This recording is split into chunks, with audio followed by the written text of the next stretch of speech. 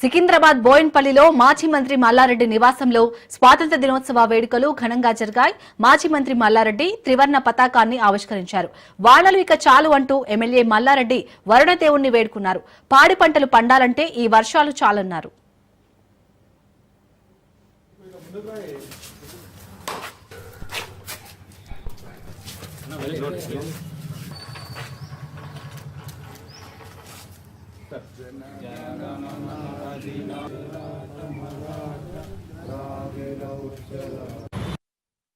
దినోత్సవం సందర్భంగా దేశ ప్రజలకందరూ కూడా మా అక్కలకు చెల్లెళ్లకు అన్నలకు తమ్ముళ్ళకు అందరూ కూడా శుభాకాంక్షలు.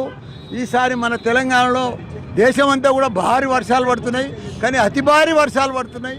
జర వానదేవుని కూడా కోరుతున్నాయి, జర తక్కువ వర్షాలు పడాలి, సరిపోతాయి భగవంతా వానదేవుడా, ఈసారి ఈ కాలానికి సరిపోతాయి. జర అందరికీ లేకపోతే కష్టమవుతుంది. అందరం కూడా సుఖ సంతోషాలతోటి భోగ భాగాలతోటి సిరి సంపదలతోటి అందరం కూడా ఆనందంతో అందరం కూడా బాగుండాలి. మన పిల్లలను కూడా మంచిగా చదివించుకోవాలి. అందరికి కూడా శుభాకాంక్షలు. దినోత్సవం